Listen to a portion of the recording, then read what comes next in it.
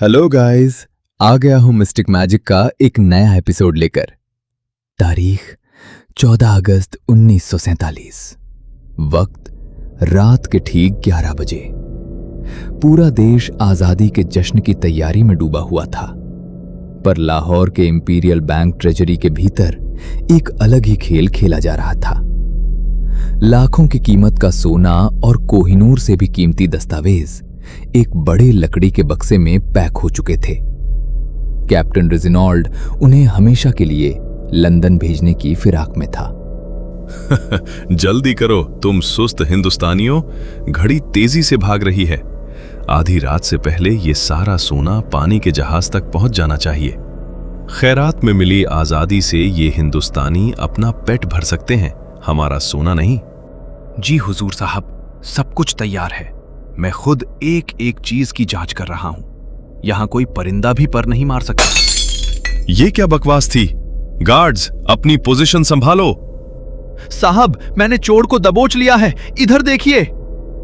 Captain Reginald भागते हुए मुख्य तिजोरी के पास पहुंचता है। वहां कबीर जमीन पर गिरा हुआ था और उसके हाथ में तिजोरी की एक नकली चाबी थी। पर सबसे हैरान करने वाली बात यह थी कि कबीर को किसी और ने नहीं, बल्कि अंग्रेजों के सबसे पुराने और वफादार भारतीय गार्ड अर्जुन ने ही पकड़वाया था। शाबाश अर्जुन, बहुत बढ़िया।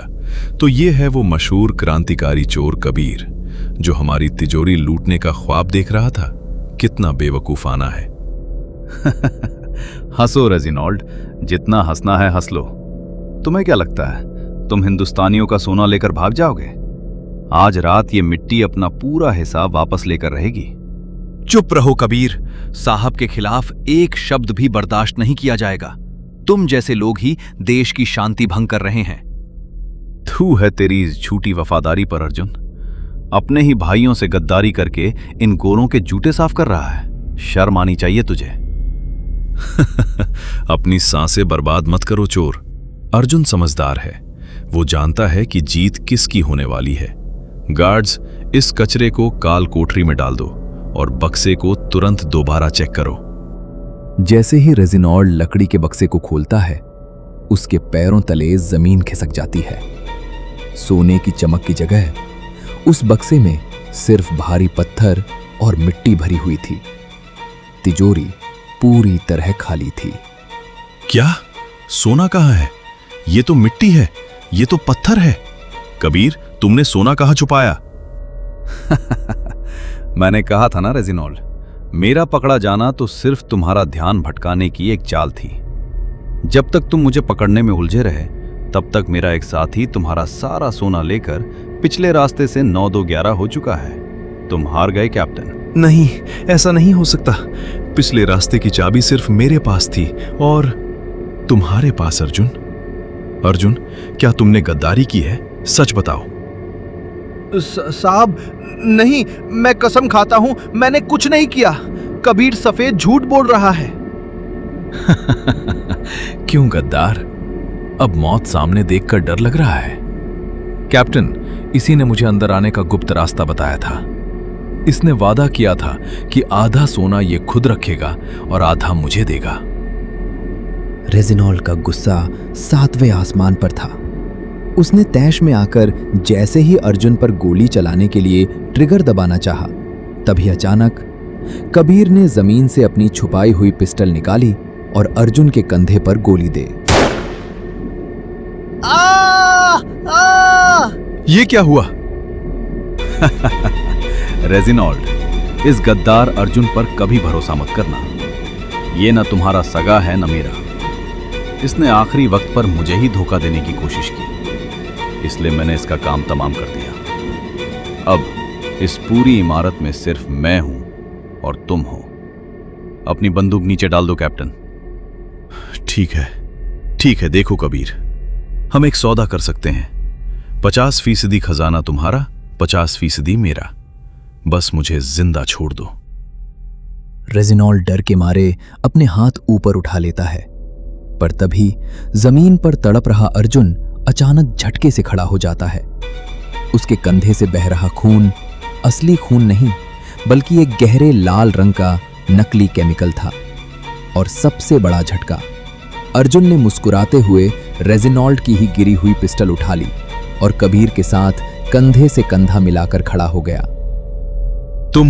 तुम जिंदा हो? तुम्हें गोली नहीं लगी? क्या ये कोई मजाक है? ये सिर्फ रंग है कैप्टन रेजिनॉल्ड, वो रंग जिससे हमने तुम्हारे शातिर दिमाग को मात दी है।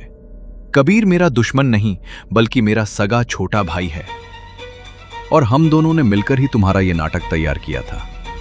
अगर हम सीधे तुम पर हमला करते तो बाहर खड़े तुम्हारे सैनिक हमें गोलियों से भून देते। इसलिए हमने तुम्हें आपस की लड़ाई में उलझा दिया, ताकि तुम खुद घबराकर सबसे सुरक्षित जगह यानी इस तिजोरी के अंदर चले आओ। तुम पूछ रहे थे ना कि सोना कहां है? सोना कहीं बाहर नहीं गया। सोना तो इसी तिजोरी के ठीक नीचे जो गुप्त तहखाना है वहां सुरक्षित पहुंच चुका है, और अब तुम इस तिजोरी के अंदर बंद होने वाले हो। मुझे बाहर निकालो, तुम नीच हिंदुस्तानियों, मैं तुम सबको जान से मार दूंगा। बाहर निकालो मुझे। भाई कमाल कर दिया आपने। अंग्रेज कैप्टन को उसी की तिजोरी में कैद कर दिया।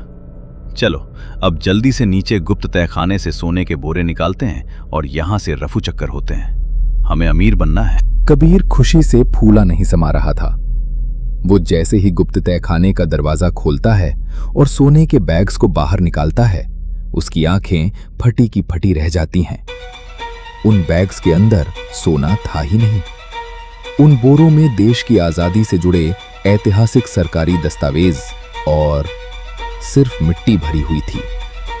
सोना वहां से भी गायब था। भाई ये क्या मजाक है? सोना कहाँ है? आपने तो कहा था कि सोना यहां महफूज है। क्या किसी और ने इसे लूट लिया? घड़ी ने रात के ठीक 12 बजाए। 15 अगस्त 1947 की वो ऐतिहासिक सुबह हो चुकी थी। हमारा देश आजाद हो चुका था। कबीर, तुम इस सोने को चुराकर सिर्फ खुद अमीर बनना चाहते थे। अपने निजी स्वार्थ के लिए देश की इस धरोहर को दोबारा चुराने चले थे। पर मैं एक सच्चा हिंदुस्तानी हूं। मुझे इस आजादी की असली कीमत पता है। मैंने उस सारे सोने को 2 दिन पहले ही गुप्त क्रांतिकारियों के जरिए हमारी नई आजाद भारतीय सरकार के खजाने में सुरक्षित भिजवा दिया है। आज से ये दौलत किसी एक चोर या लुटेरे की नहीं, बल्कि इस स्वतंत्र देश के हर एक नागरिक की है। भाई, आज आपने मेरी आंखें खोल दी और मुझे सच्चा रास्ता दिखा दिया। मुझे माफ कर दीजिए। आज मुझे समझ आया कि हमारी असली दौलत ये सोना नहीं, बल्कि ये आजाद वतन है। जय हिंद। और इस तरह गद्दारी के झूठे मुखौटे के पीछे छिपी एक महान देशभक्ति ने इतिहास का रुख बदल दिया। अंग्रेज तिजोरी में कैद रह गए, चोर का हृदय परिवर्तन हो गया, और भारत मां की दौलत हमेशा के लिए आजाद भारत के निर्माण के काम आई। अगर आपको ये रोमांचक और देशभक्ति से भरी क्राइम थ्रिलर कहानी पसंद आई हो तो कृपया हमारे चैनल को सब्सक्राइब जरूर करें, इसे अपने दोस्तों के साथ शेयर करें और कमेंट में अपने विचार हमें बताएं। सुनने के लिए धन्यवाद।